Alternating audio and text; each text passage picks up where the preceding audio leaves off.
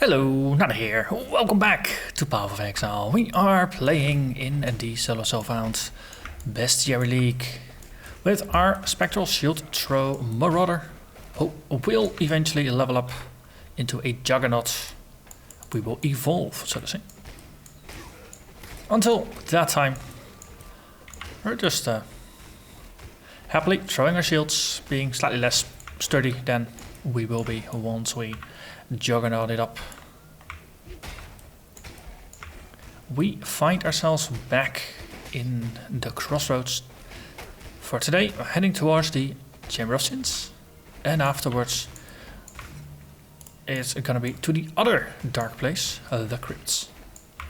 Along the way, I am sure we're gonna catch lots more Pokemon. I mean beasties. Stupid beasts.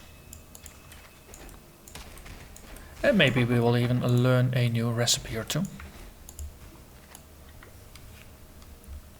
So Chamber of Sins is always somewhere in the top left.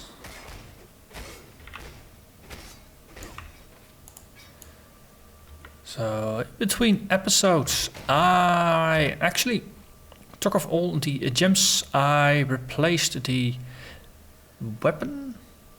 I replaced our helmet, I replaced our body armor, and I replaced the amulet. And that is just to make the puzzle fit. The amulet provides the dex for some of the dex gems that was previously provided by the body armor. Everything's been shuffled around and all the gems have been reassigned. I discovered that Spectral Shield Throw, we were supporting it with... Where is that bugger? Yama? There you are. Chance to bleed. Supported attacks deal 3 to 5 added physical damage with weapons. A shield is not a weapon, so that one was not applying. We still benefited from the chance to cause bleeding and the more damage with bleeding, but the added physical damage was not benefiting us one bit. So I took it off and moved it over to Reckoning, so whenever we counter strike there's a chance of bleeding or causing bleeding. We have maim on our Spectral Shield strike and we have life gain on hit, so this should improve our active tanking power a bit. Why is there a tent in the middle of, just straight before the entrance? That's a novelty. I think I've ever seen one spawn there. Also, I spotted a beastie. We have to go back. And there's also a beastie in the Chamber of Sins. Hey, beastie. What are you? Oh, other allies cannot die. That is gonna be fun. That is gonna be fun to the point of being hilarious. So, put down the totem. Could do with a bit of mana. Okay, then we throw the trap and then finish it off. And there we have it. Look upon this capture with pride, Exile. So we now learned how to craft a helmet that requires strength. That's fine with me. You are in my way.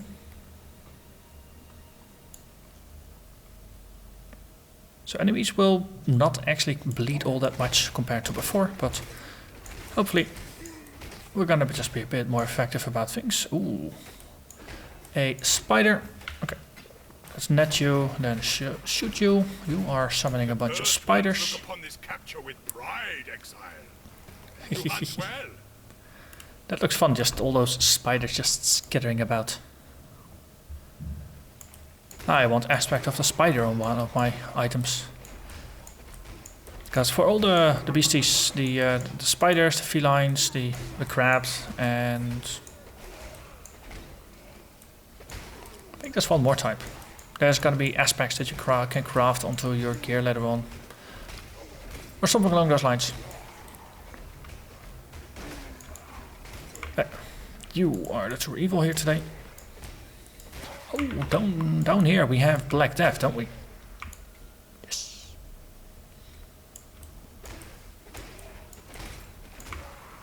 Black Death being a unique spider, of course. So let's hunt down Itsy Bitsy Spider. As I was planning to say before I distracted myself with the upgrade to the gems and things, For all the shields, I actually dug into the wiki and had a look at all the strength-based shields, put them down in a list and filtered out all the shields that are not strict upgrades. So the description below this video and all the other videos of this series now actually contain a list of all the strength shields that are upgrades of each other, because after level 30 it's actually quite a jump to level 47, which is then the next level that has an upgrade in between. All of them have lower strength than the previous ones. Shields are a little odd that way. Yeah, 30 to 47 and then 51 to 64 is another jump where there's a couple of shields in between that don't do anything good for you. And also I had made a small list of all the prefixes that you can craft onto an armor or that you can find on an armor that boost your armor points. And then snow, either a flat armor, percentage armor, or the hybrid armor with a stun and block duration. Let's see, waypoint here, usually spider is nearby. Yeah man. Yeah man. Black Death, where are you? Didn't accidentally kill it already, right? Hope not. So I'm hoping for some rare ones, but I guess we'll just kill a regular Arach.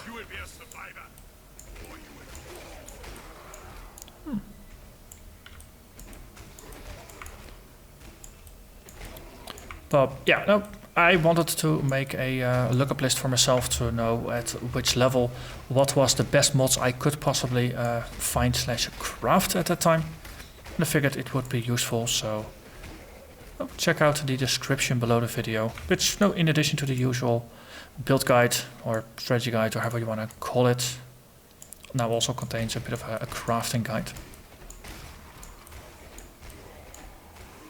More spiders. Still no Black Death.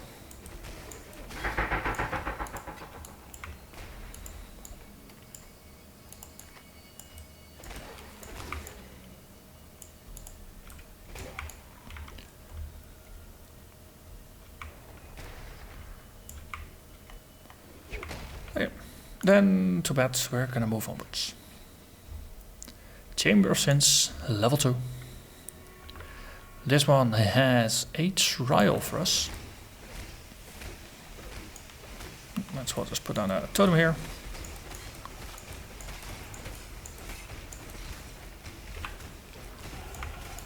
Thank you, my ancestors. I will repay your gift.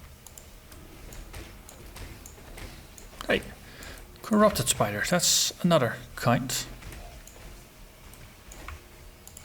Also, I want those scrolls, dang it. Skill points. Let's see. Yesterday we left off here. So we're heading down the bottom here. Blood Magic is going to be pretty nice. Red Storm, Iron Grip, Bloodlust. That's the first order of business. Actually, if I want to grab Blood Magic, it's going to be useful to get some slightly better sustain here. So going for Lust for Carnage for 3 points is going to be useful. Then at least gets me some leech.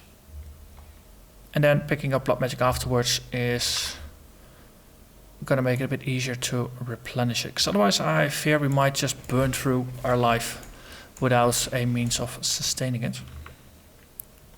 Because we have some life regen, but we don't have that insane an amount. I could also skip Blood Magic for now. I'll go towards the duelist area, grab Golem's blood, things like that.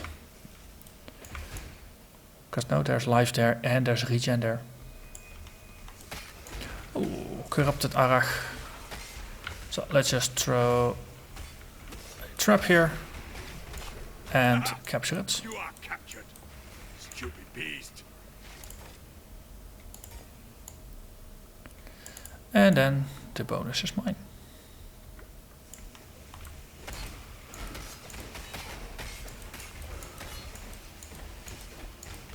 Superior, greater life. That is indeed greater than what I have. I think there's a blood altar recipe for a flask that also has bleed removal, which is going to be relevant. Yeah, see, regen is not actually that great, so switching over to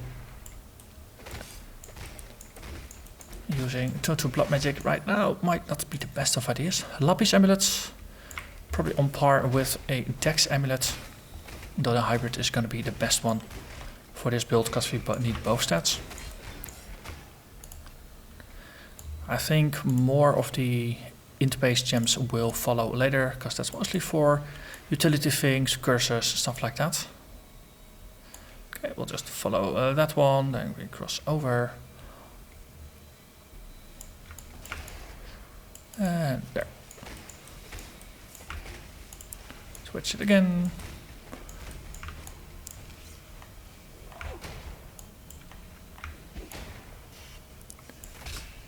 Also, maybe I should not be standing there in the middle. Ooh, a rare. Wanna grab it? Oh, I don't have the damage to take one out this quickly, so it's now enraged. Also, it has regen, which reminds me. Oh, yep, trap. Yes, which reminds me, I should add a frost bomb to the build. Frost bomb reduces monster life regen by 75%. And for the yellows and reds, that should be useful. Question is, of course, can I add Frostbomb as a Marauder? Consideration and hesitation. The former is wisdom, the latter is fear. Fear. But yeah, no, that's going to be a useful thing. Just having the Frostbomb in there for dealing with the tough yellows and rares, because they're only gonna get tougher. And well, as always, things you read on Reddit, some of them are useful, some of them are maybe not so useful. In this case, the tip to actually have a look at Frostbomb for the life regen reduction is pretty solid advice. Oh, hello. You have multiple mods, so let's see. We stand in the middle of the vortex. I'm going to be slowed, of course. That's going to be less than stellar. Okay, that one is sturdy. Add-ons don't make it great to fight this either. Okay, throw the trap and then capture it. Works pretty well.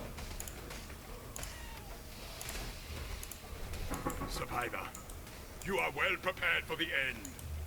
And then we get another spider summons. Hey, ink spinners. I don't have you yet, so now I do. Mwaha. You are captured, stupid beast. And again with the taunting. Okay. Hey. This one is not a beast. Why are you not a beast?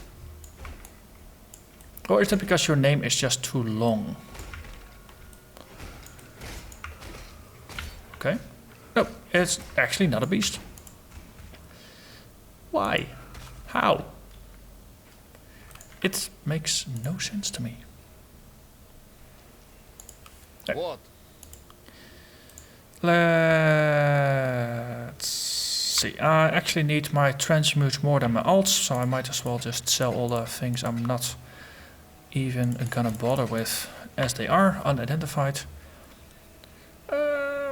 That's not an upgrade. Driftwood Club, it's a weapon, not expecting stats. So I don't really care. Oil Fest is the wrong base. No, it's just all stuff. This one actually has the potential for decent damage. Take it out. Might not be too bad. It's only a 2-link though, rather than a 3-link, so actually that eliminates it for now, because I'm not going to put any effort into rolling this wad into 3 sockets and then 3 linking it. Early game weapons are simply just not worth the currency. So actually we'll just sell it as it is. Okay, gathering some more armor scraps. I'm just saving them up to use on shields. I found this one as a rare. I don't think it's going to be worth 20 of the armor scraps to actually boost this one to 20% quality. We're not getting that much out of it. But for the ones that we find later, it's going to be useful.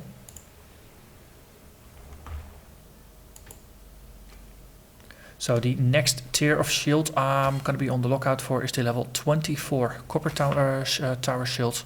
But it's only level 16 area, so the best that could drop here is from blue and rare mobs, and that is the setter shield I'm currently using.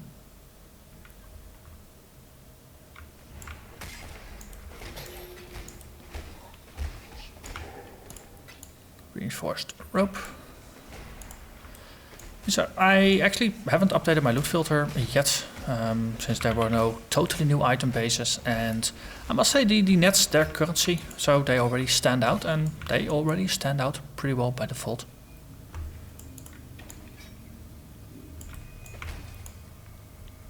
But I don't know, maybe adding a sound to it so they drop, or maybe even just only doing it for the very highest of tiers that are gonna cost you chaos orbs to purchase. That might be useful. I mean, the highest tiers that you will use in maps, either they're gonna cost 1 elk or 1 chaos orb each. That's expensive. Fidelitas and Torogoso, of course. Twinned boss fight, why not? We will tank him. One of the nice things about this skill is the single target damage of this skill is never gonna be stellar. But each of the shards that shoots out once you hit something will deal 75% of the damage that the initial hit did. So this one is great for dealing with groups. Now fighting 2 enemies is almost the same as fighting a single enemy. Might as well just grab some of the small items here. And nothing really there, so Helena. And then we portal out. So, the Oriathan girl, she lives. Yes. Enduring Cry, this is an end game skill. The endurance charge generation here is gonna be pretty killer, especially once we grab our Juggernaut upgrade in the labyrinth. Then every single endurance charge we get or every time we get endurance charges, we have a chance of actually maxing out the endurance charges instead. So if we keep shouting this one every 4 seconds, then every 4 seconds you have a chance of maxing out your endurance charges, or just getting a couple in the process. Okay, might as well just empty my pockets again. Same rules apply. Anything that looks potentially useful, we ID. Everything else we'll just get rid of. In terms of rings, actually, I'm not even gonna bother with yellows. It's a rare or bust. So cast speed, evasion, bleh, not really that useful. How did the belt fare? A little bit of fizz, but the roll is pretty much on the low end. And the other mods are not really that much to write home about either. So currency it turns into, because eventually currency becomes nets. Ooh, nice. Okay, down to 4 here, so might as well just grab a couple more. So, just topping it up to 10 seems like a decent amount. This early on, while we're still low on currency. Later on, we'll get more currency, and then we'll just up that a little bit. We don't have any spaces. You know what? I'm gonna risk it. Well, chrome this. I want 2 reds. I have 2 reds. Thank you. That is very cooperative. So this one becomes the war cry. Also means we can take the other rallying cry out, since I no longer care. And put it in with his friends. We swap things and ooh, shield charges still in place. Is that because I moved it? Probably. Yeah, that is. Excellent. More people, happy people. Silk, everybody. You are well? This is where we get access to the Heralds, to the Frenzy, to the Blood Rage. Ooh, Blood Rage. Yes, yes. And Temple Shield. Okay, so slowly more relevant gems are starting to flow in. Temple Shields, and then we have Blood Rage. This gives us life leech, this gives cost life to maintain, and a chance for frenzy charges. I think I'll just put it on weapon switch for now. It's useful but not critical, and let's see, we have 1.8% regen here, 0.8, so that is 2.6 together. And that's all the regen we have. Once we help Oak, that's going to be another 1%, so that gets us to 3.6. Over here is 0.5%, but it is 2 points for 0.5%. It's not really that efficient. It is slightly better to just rely on the Golem's blood over here, because that is a whole 1.6, and we want it anyway for the life. But the journey is long. Okay, I think I've convinced myself I'll actually just hold off on the blood magic here until we at least have some more regen and other things sorted out. If we're gonna do that, then I might as well just go for Hemotophagy instead of Lust for Carnage, and therefore I might as well just refund this one. Oh. In theory craft, I always start with the endgame build and then work my way backwards, and then sometimes once I've gone backwards I'm actually reworking my way forward again.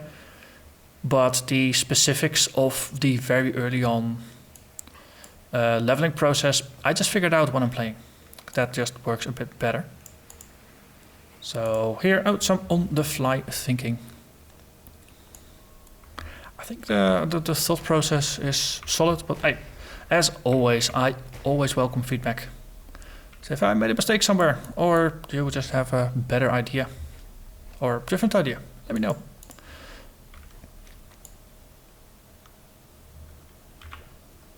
Okay, a level 16 area. Ooh, you are there. Therefore, you must die. Hey, yeah, let's put that one over there. Maybe we should put our main skill there. Yeah, that's much better. So we did lose something, but it was our main skill rather than shield charge. Shield charge is still in place. Hey, Solmorn. Don't find you all that often. Most of the time you're just hiding.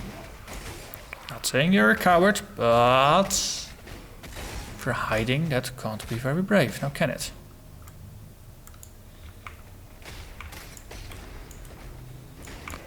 Okay, this place is mostly zombies. Are there any beasts here? I'm not entirely sure.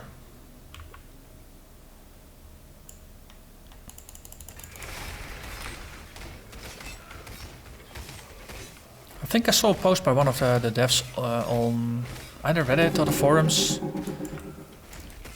that the yellow and red mobs, they could be added to any area even if there's no specific beasts in the area. I suspect they'll just pull them from nearby areas. So that is good to know for some of the areas that are really low on beasties. But of course the random rare mobs, rare beast mobs that is, are easier to encounter in places that actually have beasts as a native population. We are currently level 20, we're a bit over leveled. That is my usual state, of course. Rawhide Tower Shield, that is level 11. It is half the armor of what a Cedar Shield could offer. It's a 3-link though, so if I hadn't had one with double the armor, I would have grabbed it. But at this point, it's a step down. No, it would reduce the damage by quite a bit.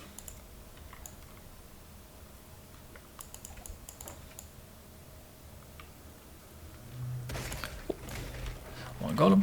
That's also not a beast.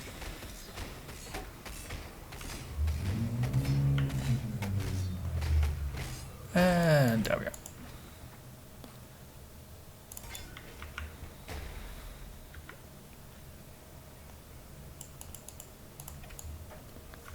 So once we hit level 24, that's going to be early Act 3, we'll get access to a new tier of shield.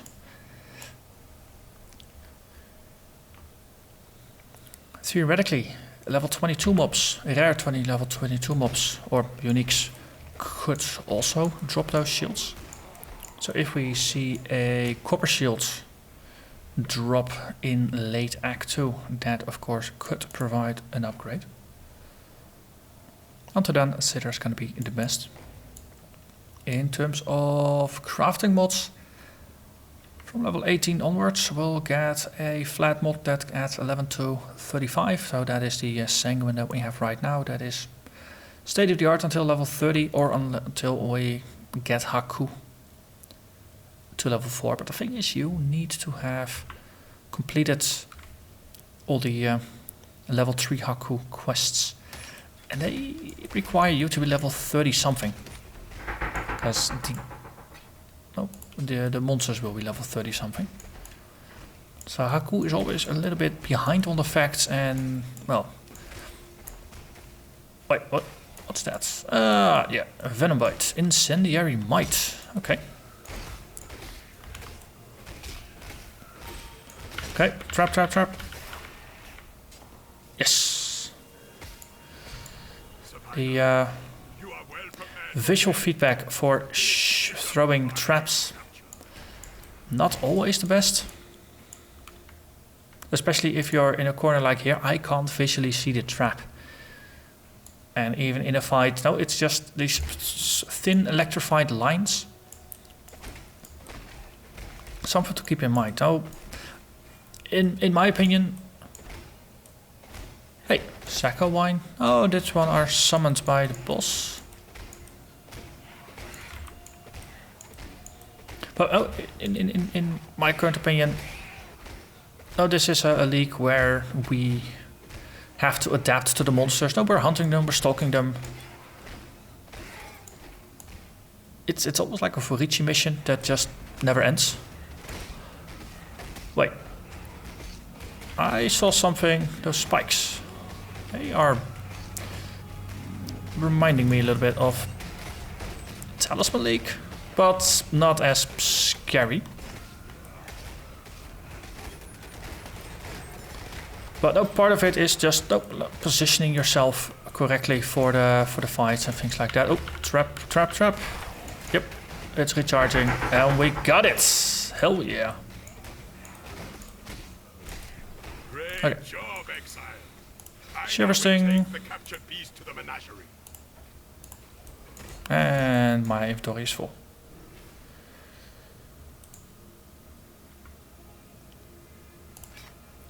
Potentially an upgrade. So, Shiver Sting, two-hander, can't be frozen. Would be neat if it were a one-hander, but not being able to be frozen is kind of neat. But as a two-hander, really doesn't do much for me. This one, the accuracy is local to the weapon. Not really. Well, the lightning... Nah, it's less damage than the broadsword.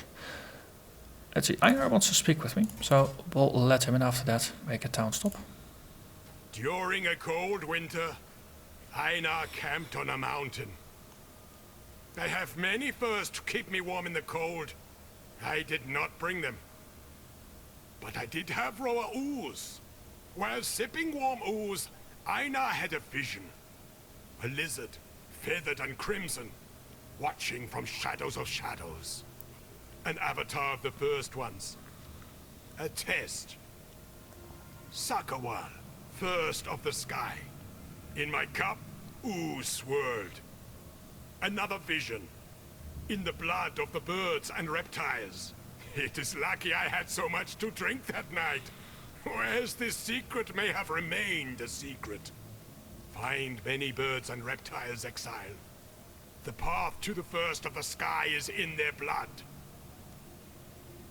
Okay, so another one of the gods is a bird god. Also, I think there is a way to fit everything in my inventory. By just playing inventory Tetris. It is, of course, the most popular minigame in action RPGs.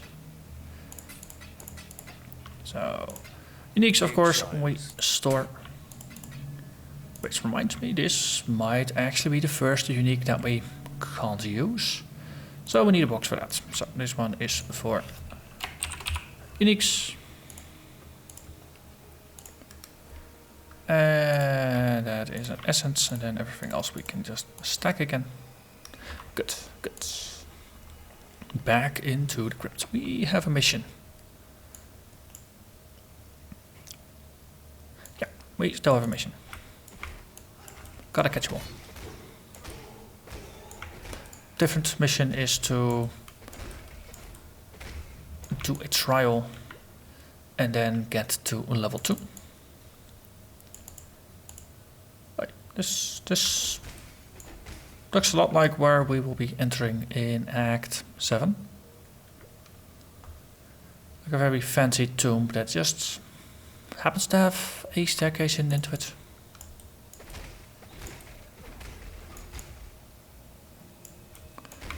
Crypt Weaver, we already have one of these, so we'll just ignore them. Looking for trouble. And a trial.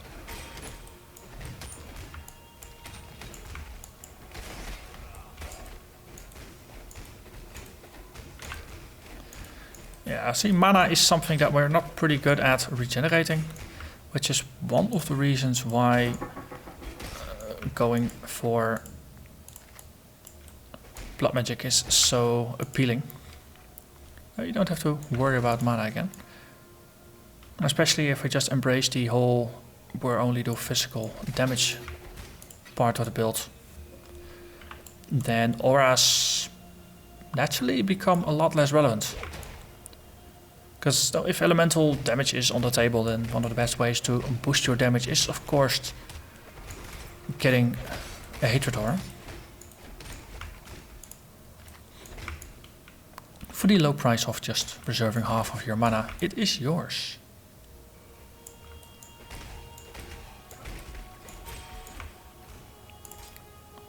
So Blood Rage and Temper Shields.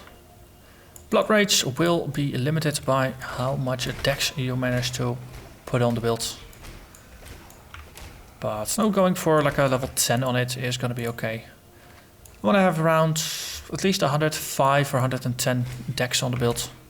Everything above that is going to be a luxury, side effect of just having better gear. Because around that point is what most of the support gems require. Okay, so there we have the exits.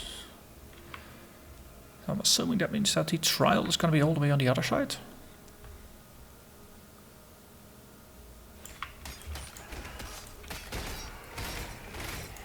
Ah, good thing we're doing pretty well with groups.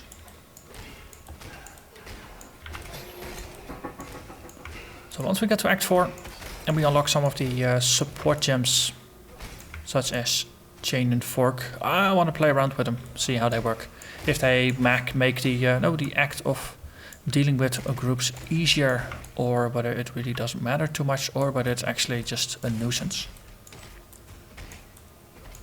Chain reduces your damage, which of course massively hampers your single target damage. Fork actually gives you a small bonus. We're getting a decent number of nets. I think we were down to 8 and we found 3 in the process. Also, speaking of finding things, one trial is mine. Okay, it says capture another spider. Brr. This one is captured. Shaky little spider. That's the exit, this is the entrance. We'll just follow the nice spikes. Nice spikes. Don't spike me, please.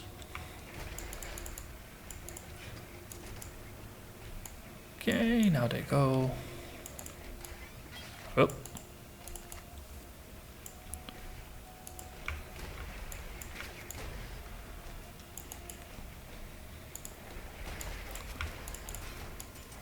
Don't have any instant healing yet, so recovering from traps is not as pleasant as it normally would be. Nothing special, but don't have spiders yet. And I did have a look at the recipes, and I was missing some generic bases. So I figured I would just capture a couple of the spiders just to round that collection out. Some of the cavern dwellers. And then there we are. Oh, missed the exit.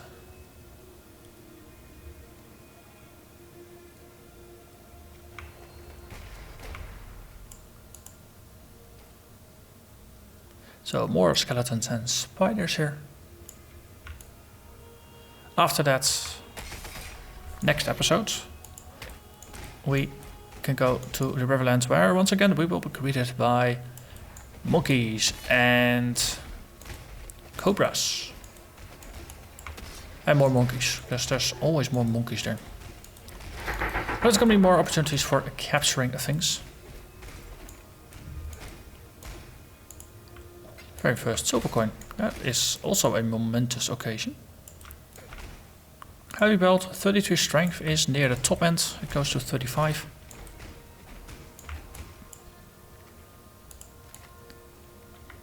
So that might be useful for a crafting base. And there is a yellow mob over to the side. A spider. Also there is a yellow skelly infested earth. Okay, let's net it and then we shock it and we get it. The first ones look upon this capture with pride, Exile. Axe with increased physical damage. Okay, well, we're getting enough nets here, so I don't really mind too much. Don't need to buy new ones. And Einar is unfortunately not here to buy some of my stuff. That would just be the ultimate lazy shopping.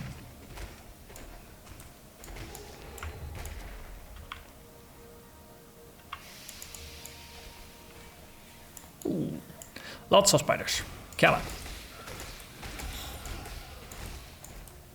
22.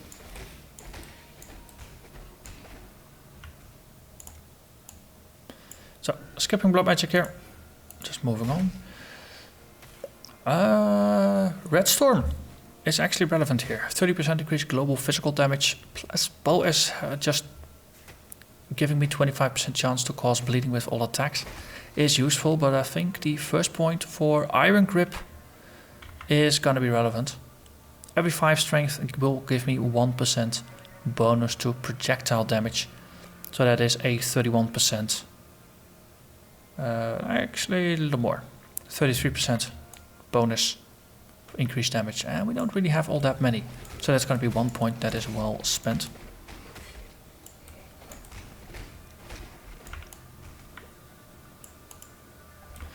Funny, I've never played a ranged Marauder before,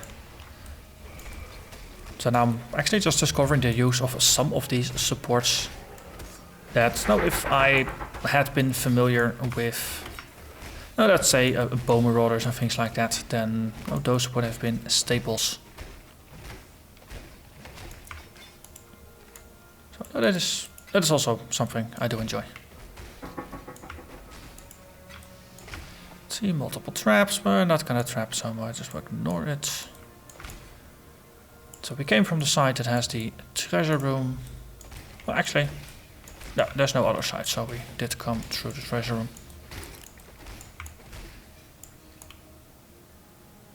Oh, more bonus spiders. Nope.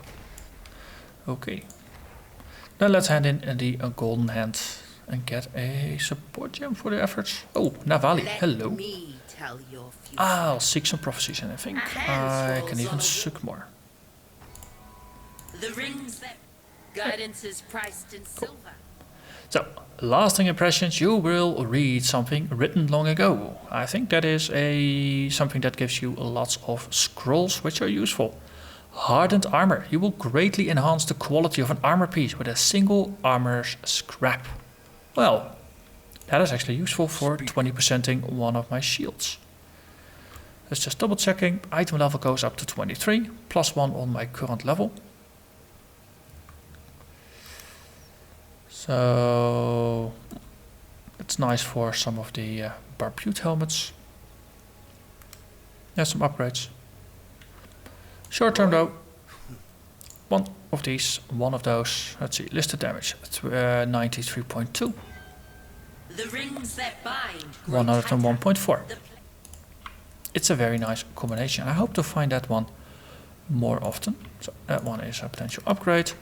Yeah, you want the hand. The dream center, you call me. Mana regen, we're gonna be done with that. Dex, tempting. Elemental resist, useful.